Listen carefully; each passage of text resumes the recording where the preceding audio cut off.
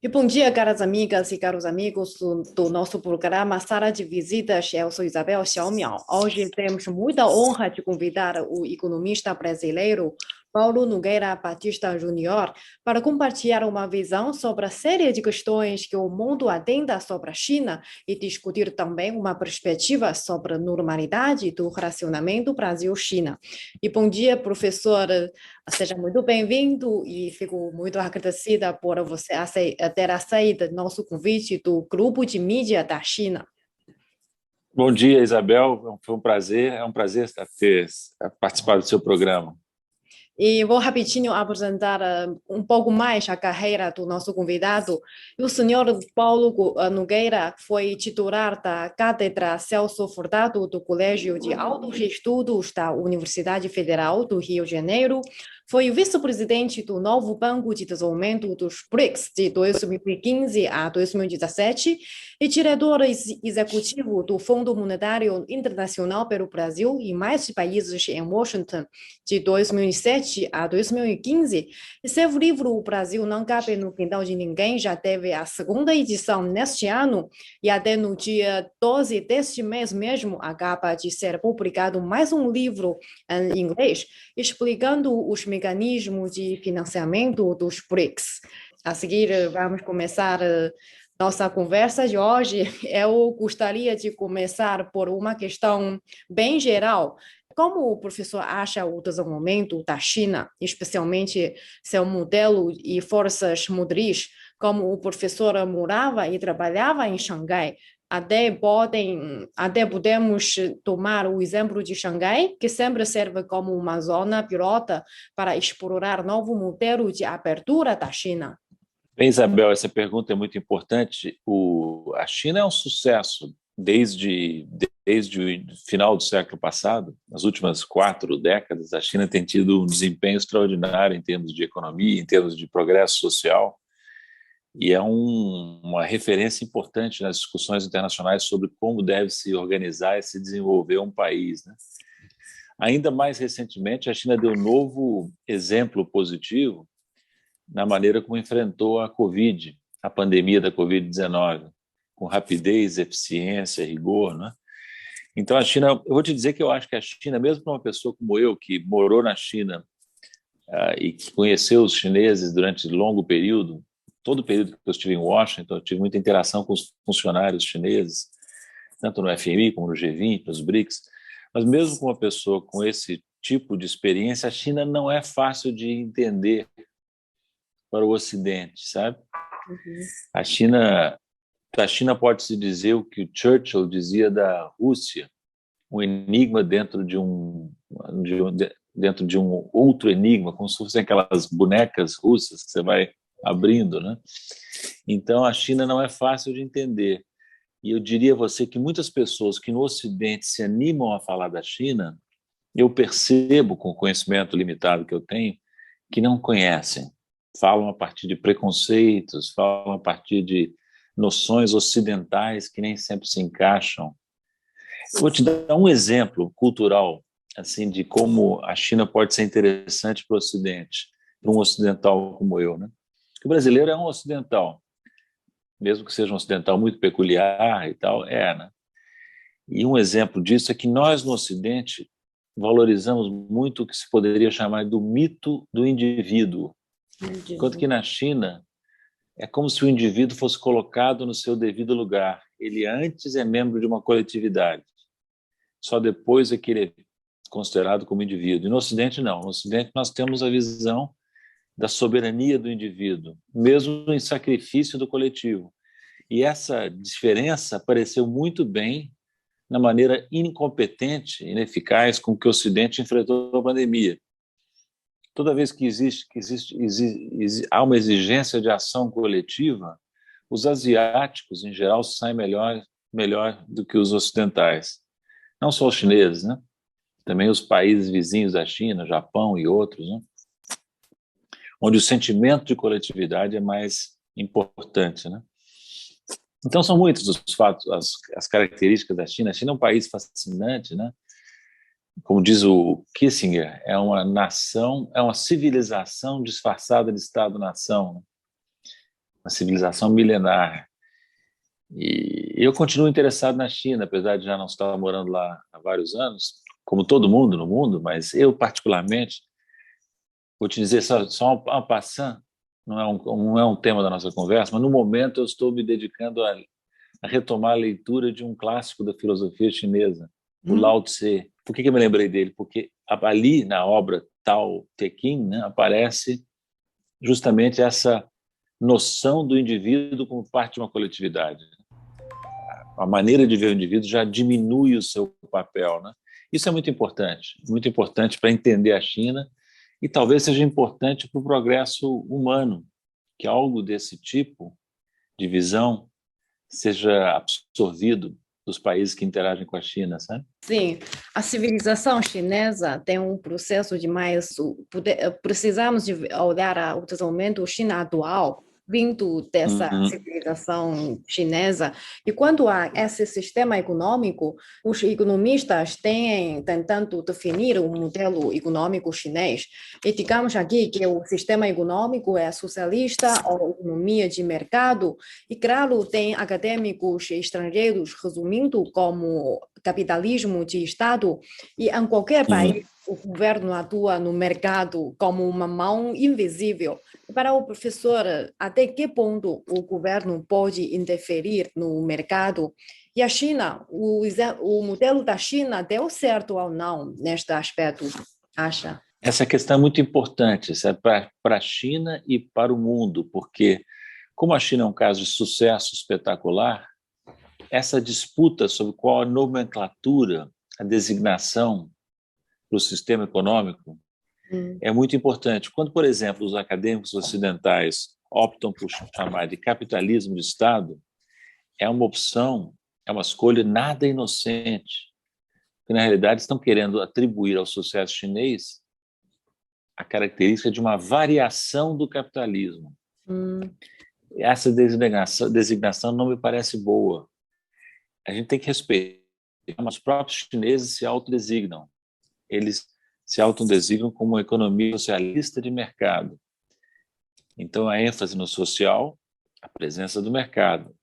Mas quando você diz capitalismo de Estado, você dá uma ênfase a capitalismo que eu não sei se cabe, acho que não cabe, porque a presença da ação pública, da ação coletiva, da ação estatal na economia chinesa é de tal magnitude que parece muito mais um socialismo de mercado, como dizem os chineses, do que um capitalismo de Estado, talvez, sabe? Eu arriscaria dizer. Então, por exemplo, todo o sistema financeiro, ou quase todo, é estatal. Sim. As empresas privadas são importantes? São, mas elas não têm autonomia, não têm. Isso ficou muito claro agora no governo Xi Jinping, com as intervenções que o Estado tem feito, que o governo tem feito, né? Então, eu diria a você que a China, porque na realidade os grandes capitais chineses têm poder, têm influência, mas eles não podem desviar do rumo geral que é dado à economia, à ação do mercado pelo governo e pelo partido em especial, né? Então, quando a gente usa as categorias ocidentais para descrever a China, a gente sempre peca, porque a China é um outro mundo, é uma outra realidade histórica, cultural, política, e para entender o que aconteceu na China, tem que mergulhar lá. Eu morei só 2 anos em Xangai e tive contato com os chineses, mas não diário, né? Nos anos que antecederam quando eu morava em Washington. E uma coisa que eu observei, mas aí já saindo um pouco da sua pergunta, é a extraordinária capacidade de adaptação dos chineses que eu conheci, sabe? Velocidade de aprendizado, sabe? Mas, enfim, acho que eu diria que, para responder a sua pergunta, é um modelo sui generis, né? É um modelo que não encontra paralelo na experiência ocidental, certamente, e talvez nem mesmo na experiência atual do Oriente. Talvez tenha outras economias parecidas ali por perto. Então, acho que a China, eu se fosse mais jovem, gostaria de morar de novo na China, sabe? Porque eu acho que lá está o futuro. Então, os brasileiros jovens, eu sempre digo isso a eles, quando debate a questão da China, eu digo, olha, aproveitem para ter uma experiência de China, viver lá, trabalhar lá, estudar lá. o eixo dinâmico do mundo multipolar está se deslocando no Atlântico Norte para o leste da Ásia, dos Estados Unidos para a China. E os europeus, os americanos estão tendo muita dificuldade de aceitar isso. Estão se perneando muito. E o brasileiro tem que tomar muito cuidado com as informações que nos vêm sobre a China dos Estados Unidos, da Europa, sobretudo dos Estados Unidos, são informações muito carregadas de negatividade, de uma disputa, de uma inveja, de um temor americano. Os americanos eu conheço bem, né? Morei lá há 8 anos, agora, e morei antes, em outras épocas da vida. Os americanos têm mania de ser número 1. E pela primeira vez desde a Segunda Guerra Mundial, eles estão sofrendo uma ameaça real de perder o posto de número 1. Já perderam em termos de economia, que a China já é maior que os Estados Unidos em termos absolutos. Podem perder em outras áreas também, à medida que a China vai se aprimorando, vai se desenvolvendo. E eu espero que os americanos tenham a sabedoria de entender uma coisa que outro dia uma pessoa disse, muito bem observado: China is too big to fail. A China é grande demais para fracassar. O que quer dizer isso? Que os americanos podem, por inveja, por disputa, quererem que a China fracasse, mas o peso da China na economia mundial, as interligações dela com os outros países são tão fortes que qualquer crise mais grave na China vai ter efeitos adversos importantes no resto do mundo. Então, tentar derrubar a China dá um tiro no pé para qualquer país, por mais hostil que ele possa ser em relação à ascensão chinesa. O professor até já mencionou minha última pergunta sobre como rompemos essa animosidade dos países ocidentais contra a China. Talvez é muito necessário que nós aqui formamos uma nova narrativa sobre nosso modelo para mais gente entender melhor a China. Ainda voltamos sobre esta questão econômica, modelo econômico. Nos últimos 2 anos, a China até sofreu mais críticas sobre a sua forte intervenção na economia, especialmente o governo chinês vem reforçando uma supervisão voltada às empresas gigantes da internet dessa economia digital, como Alibaba, Tencent, Didi e Meituan. Como o professor avalia a resposta das autoridades chinesas diante dessas novas questões, dessas empresas emergentes de economia digital? Eu tenho dificuldade de entender o que está de fato acontecendo, não é? Porque eu estou longe e a China é diferente de tudo que a gente conhece. Parece haver uma preocupação do Estado chinês em evitar, por exemplo, que esses grandes conglomerados da área de tecnologia, de outras áreas, venham a ter poder excessivo, poder monopolista excessivo, poder de influenciar a cultura chinesa mais do que já influenciam, sabe? Então é como se o Estado chinês e o Partido Comunista Chinês dissessem para esses grandes capitalistas chineses: olha, ponha-se no seu lugar. O seu lugar não é conduzir a sociedade. Quem conduz a sociedade é o Estado, é o partido. Você tem que produzir da maneira mais eficiente possível, mas não venha botar as asinhas de fora. Então eu vejo os chineses, é uma impressão, talvez é equivocada, os chineses observando o que aconteceu no Ocidente, com o poder desses grandes conglomerados da área de mídia, da área de tecnologia, e dizer: aqui não vai ser assim. Aqui a burguesia é Comitê Executivo do Estado, repetindo, né? E não o contrário. Então, eu vejo os chineses muito, volto a dizer, uma grande capacidade de adaptação aos desafios. E me dá a impressão de que o Estado chinês se antecipa aos problemas, sabe? Ele planeja e se antecipa, ao passo que no Ocidente a gente corre atrás.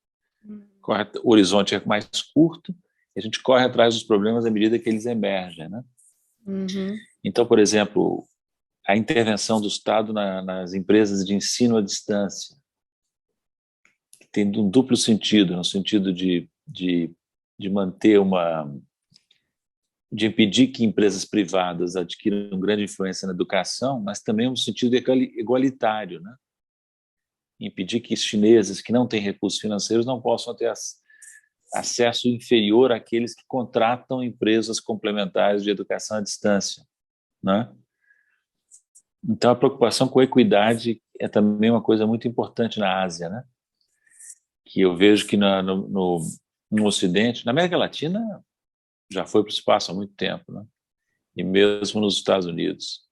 Eu vi uma visão dizendo que, na verdade, a China agora mantém uma atitude aberta a essas novas empresas de tecnologia e deixa ele desenvolver. E quando surgem questões, desafios, o governo entra para uma intervenção. Para um tom afirmado, o professor defende também, concorda que o governo deve interferir nessas questões. Concordo, porque eu vejo com muita preocupação. Nós temos um problema que é real, que é o poder excessivo de grandes conglomerados privados, que obedecem a uma lógica própria. Você não pode querer que o Facebook, Google, Amazon tenham uma visão social. Eles são empresas privadas. No entanto, pela dimensão que elas adquirem, elas passam a ter uma influência social fora do controle do público, sabe? Então, eu entendo, posso estar enganado, mas eu entendo que a China está querendo evitar que esse tipo de situação surja aí, sabe? Submetendo esses capitais privados de grande porte a um controle social, político, digamos assim, né? E eu acho positivo isso. E você tem um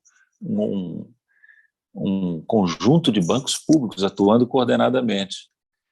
Eu me beneficiei disso quando eu era vice-presidente do Banco dos BRICS, que foi criado aí com sede em Xangai. Nós nos beneficiávamos da atuação conjunta dos bancos chineses, que meio que pegaram aquele bebê, que era o Banco dos BRICS, vamos dar uma força para esse pequeno banco que está surgindo, que vai ser grande no futuro. Então, quando nós emitimos o nosso primeiro bônus, foi um sucesso, não por nossos méritos, mas porque os bancos chineses organizaram o lançamento e acolheram, entende? Então, eu vou te dizer que eu, quando estava na negociação do Banco dos BRICS, eu não fiquei preocupado quando Xangai apareceu com uma oferta muito grande.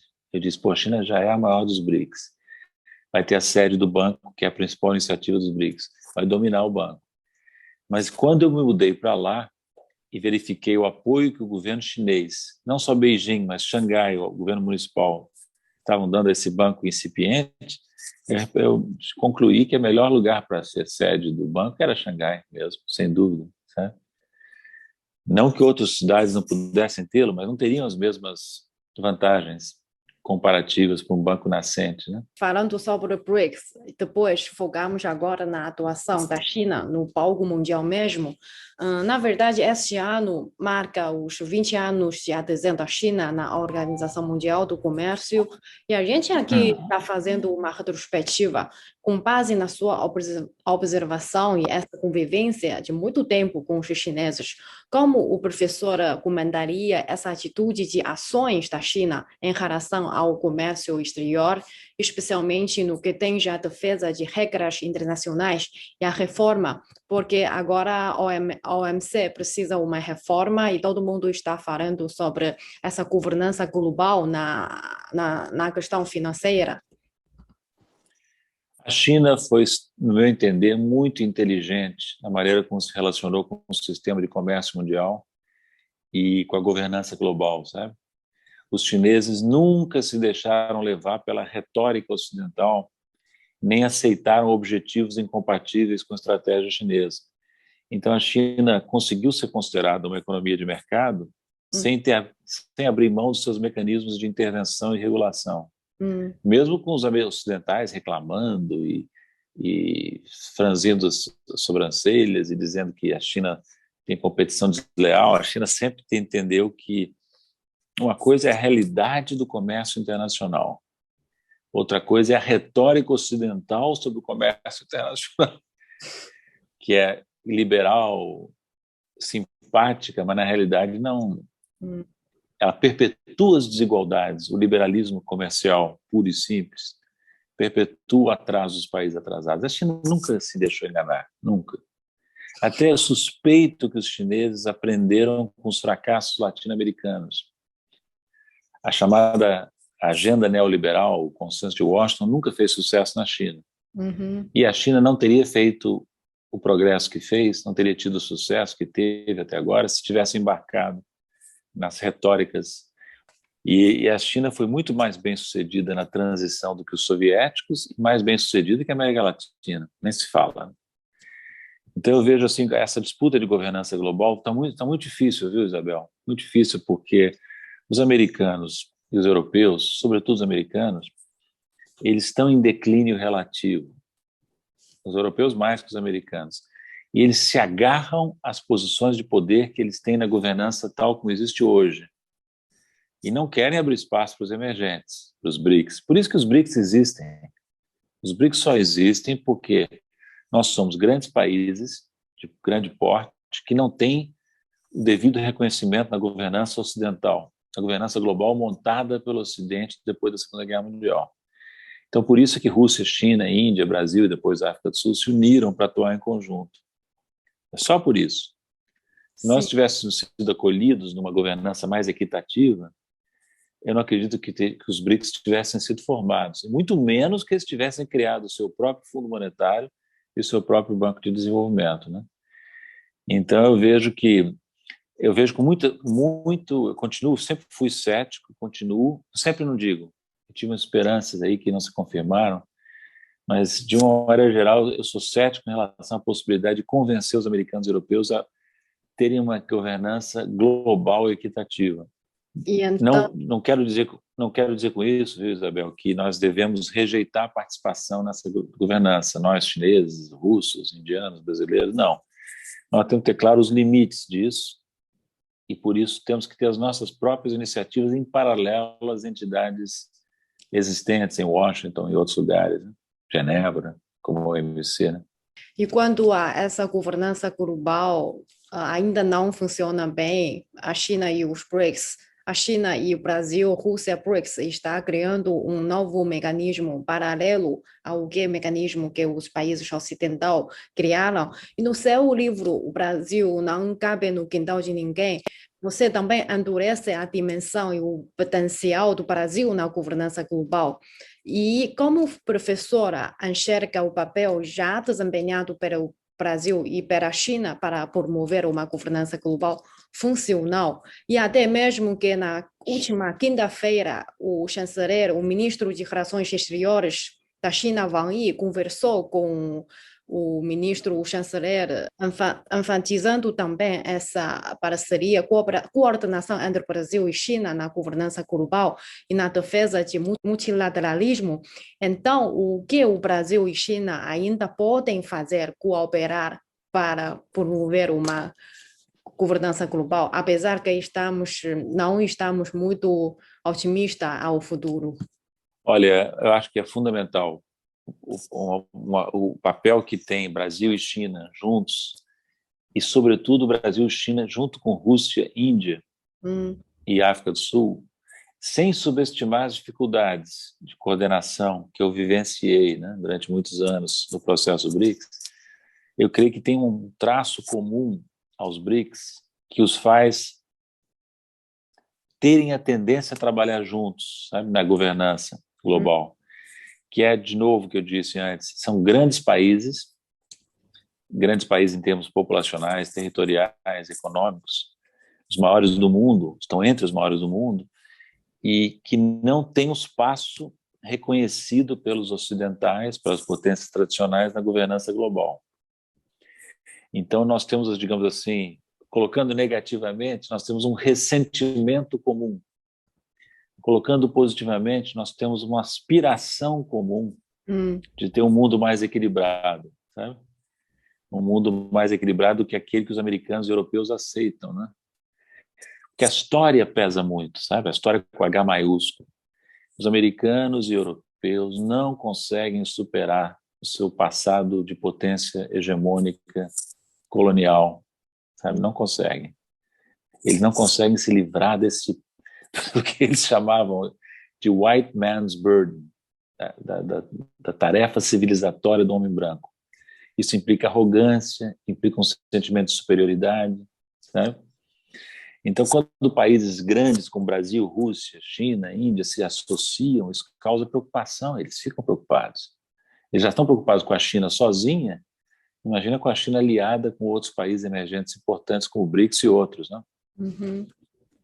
E a China, por sua vez, tem todo o interesse, já tinha antes, mas eu creio que as dificuldades no relacionamento com os Estados Unidos aumentaram o interesse da China nessa parceria dos BRICS, sabe? É uma grande pena que o Brasil esteja passando pela crise política e econômica que vem passando. Isso meio que avariou um componente dos BRICS, sabe? Prejudicou, sabe? Uhum. E nós não estamos tendo, desde o governo Temer, o papel que nós tínhamos. Nós tínhamos um papel criativo dentro dos BRICS. E hoje os BRICS, eu acho que os BRICS se ressentem de um Brasil mais atuante. Mas eu arrisco dizer que esse Brasil mais atuante volta. Volta não neste governo, mas volta no próximo. E aí nós teremos uma volta da cooperação Brasil-China, que é uma cooperação que não é contra ninguém, sabe? Não Sim. deve ser vista como contra. Os americanos têm mania de verem isso como contra eles. Não é. É a favor do Brasil, a favor da China, a favor dos BRICS. Não é contra a Europa, não é contra os Estados Unidos. Entende? Mas essa visão antagônica das relações internacionais, que é uma visão muito típica do Ocidente, sabe? Da cultura ocidental. Eu não sei, não conheço o suficiente a cultura chinesa, mas eu tenho uma sensação de que a China tem uma tradição de ver as relações internacionais com menos antagonismo. Talvez, não sei se eu estou idealizando, mas a China era um grande império pacífico que não queria nem queria saber dos ocidentais, não queria deixar eles nem chegarem perto até o século XIX. Os ocidentais forçaram a entrada, né? Sim, sim. Inauguraram um século de humilhação, como dizem os chineses. Então nós temos que recuperar, acho que o Brasil é um país bem posicionado para isso, recuperar um sentimento de relações internacionais dominadas por solidariedade, né? E eu vejo que algumas iniciativas que a China tomou, por exemplo, a nova rota da seda, estão muito dentro desse espírito, sabe, de levar o desenvolvimento chinês, que se caracteriza, por exemplo, pelo progresso da infraestrutura, para outros países, com a experiência das empresas chinesas, dos bancos chineses que financiam a longo prazo, né? E assim também o Brasil deveria fazer quando superar a própria crise, sabe? Mas quando o Brasil se recuperar e quando a China puder contar com a ajuda brasileira no desenvolvimento dessas iniciativas, eu tenho certeza que nós vamos ter uma importante fonte de progresso aí, sabe? O nosso Banco de Desenvolvimento é um banco muito importante, é o segundo maior do mundo. O primeiro é o chinês, o Banco de Desenvolvimento da China, né? O segundo é o BNDES, ou era, agora deve estar em contração, né? Não, talvez tenha perdido o lugar de segundo.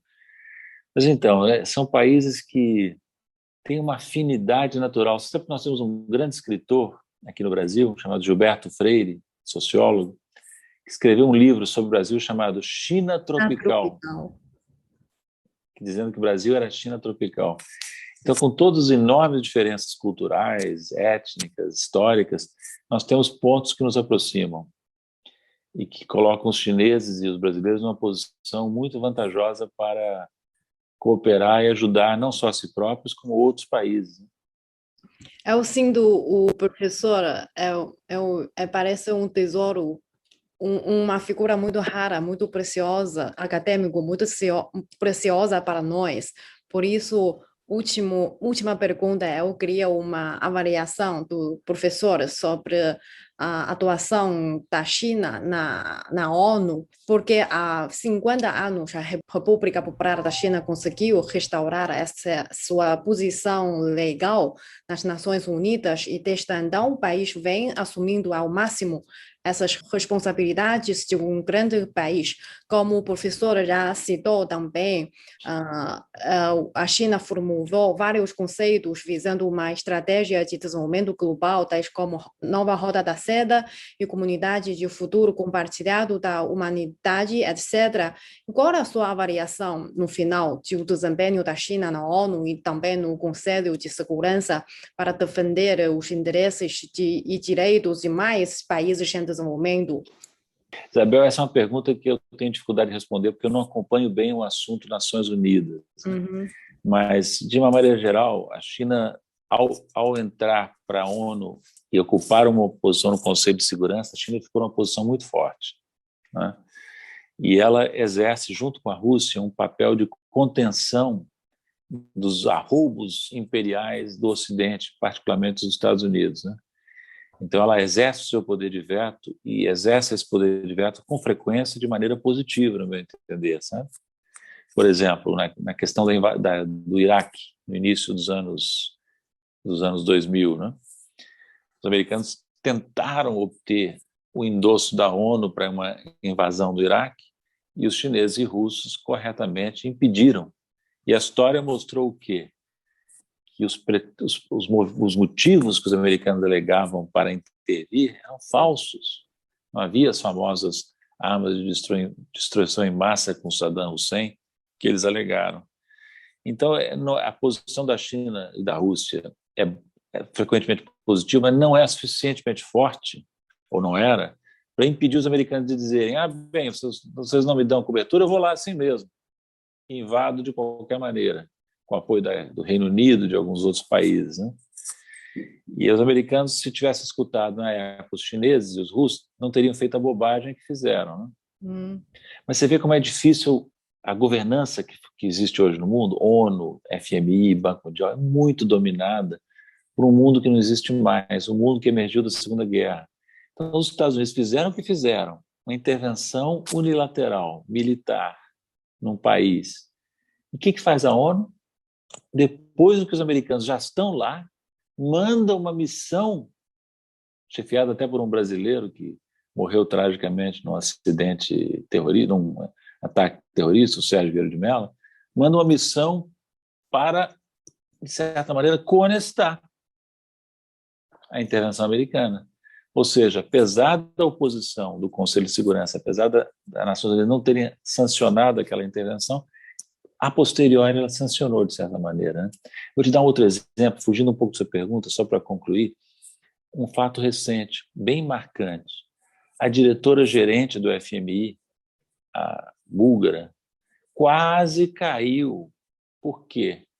Porque foi acusada de, na época em que ela era alta executiva do Banco Mundial, ter favorecido a China na classificação da China no Doing Business Index. Eu posso dizer, você conhecendo o Washington como eu conheço, né? Conhecendo o FMI como eu conheço, nunca teria sido an issue, um problema, a ação dela no Doing Business, se ela não tivesse beneficiado nessa ação a China.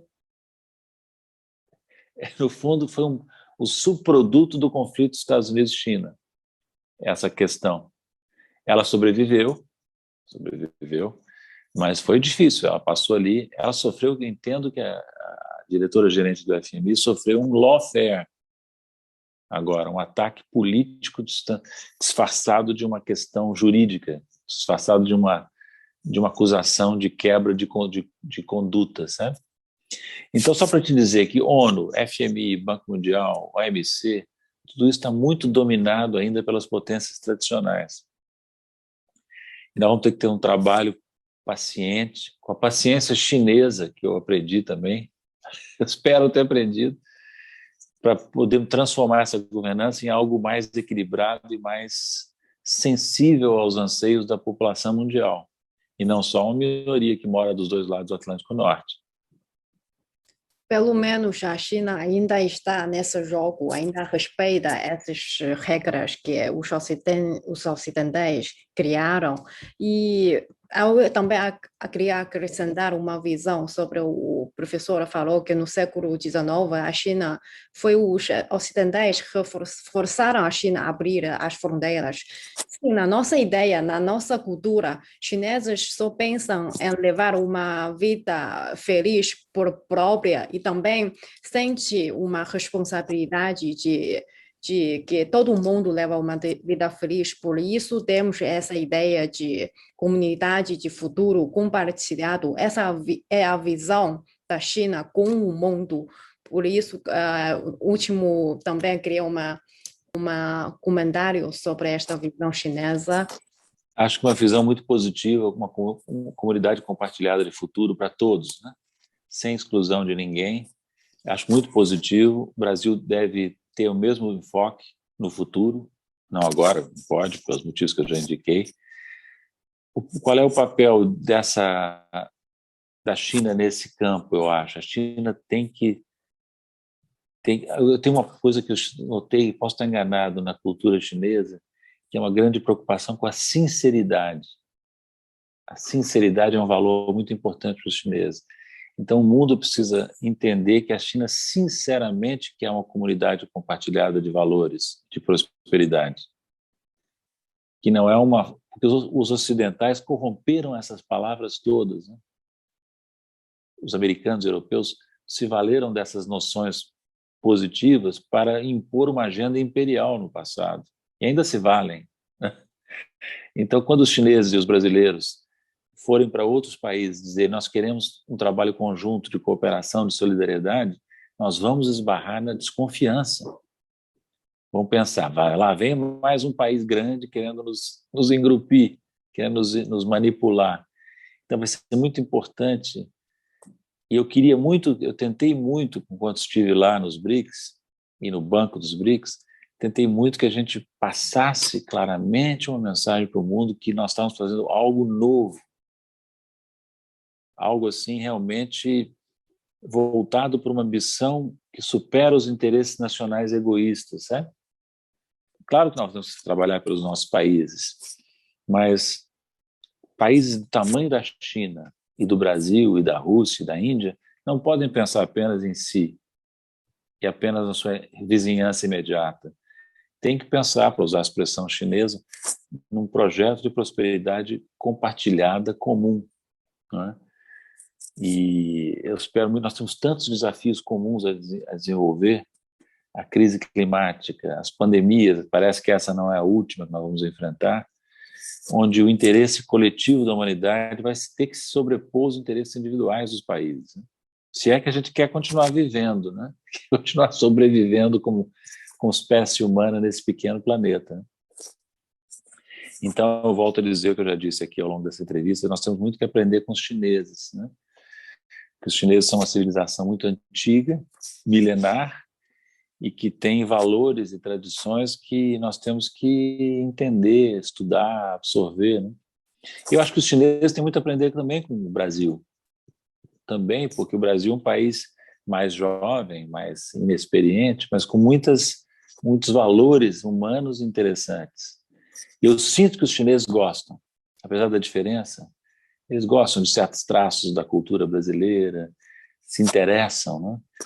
Então, esse interesse recíproco é a base pela qual a nossa cooperação vai ser duradoura, bilateralmente, e no âmbito dos BRICS e no âmbito das instituições de governança global. Sim, nossos países ainda precisam reunir, trocar mais nossas ideias e reunir nossa força para um bem da toda a humanidade.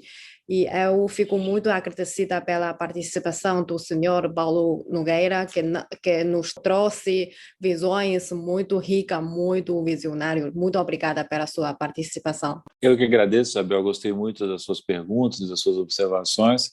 E vamos ficar em contato, porque vai ter muita coisa entre Brasil e China nos anos que vêm, pela frente. E você tem um papel aí a divulgar, né, para os países, para os ouvintes de língua portuguesa, informações e noções sobre essa cooperação Brasil-China. Sim, esperamos que levar essa imagem verdadeira aos mais brasileiros. Muito obrigada e tenha um bom dia para o senhor. Boa noite aí para você, Isabel.